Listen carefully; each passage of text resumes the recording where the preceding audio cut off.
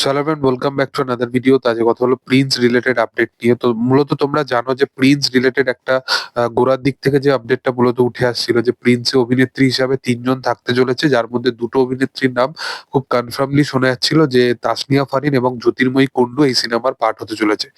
তবে এখন যেটা শোনা যাচ্ছে যে সাবিলা নূরও কিন্তু এই সিনেমার পার্ট।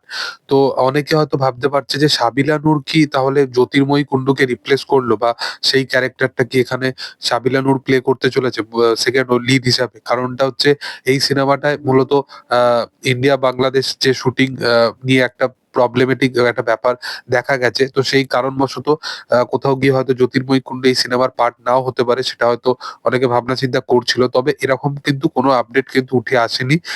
এখনো পর্যন্ত কিন্তু জ্যোতির্ময়ী কুন্ডু এই সিনেমার অংশ আছে, এটাই কিন্তু মূলতভাবে আপডেট উঠে আসছে। এবং সাবিলা নূর যে ক্যারেক্টারটা প্লে করতে চলেছে, এটা একটা খুব অন্যরকম একটা ইম্পর্টেন্ট চরিত্র। এবং এর পাশাপাশি সেই ক্যারেক্টারটাকে মানে দুর্দান্তভাবে এখানে স্পেসও দেওয়া হবে, সেটা মূলতভাবে ভাবনা চিন্তা করা হচ্ছে।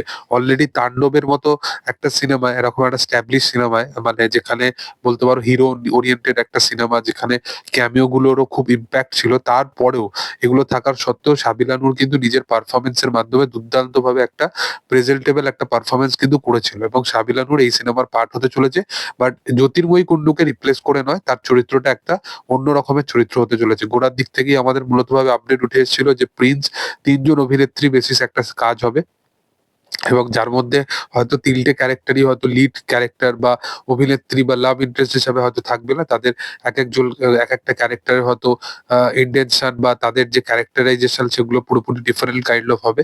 এবং প্রিন্স অলরেডি শ্রীলঙ্কাতে শুট বা বাংলাদেশে মিলিয়ে, মানে দুটো দেশ মিলিয়ে এই সিনেমাটা শুট হতে চলেছে। তো মূলতভাবে সেকেন্ড ডে আজকে কমপ্লিট করেছে শুটিং।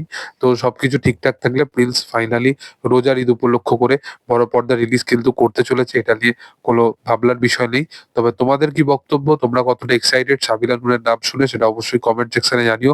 ভিডিও যদি ভালো লেগে থাকে অবশ্যই তোমরা লাইক, শেয়ার, সাবস্ক্রাইব করে দিও এবং পাশে থাকা বেল আইকনটা অবশ্যই প্রেস করে দিও। Thank you all. বাই।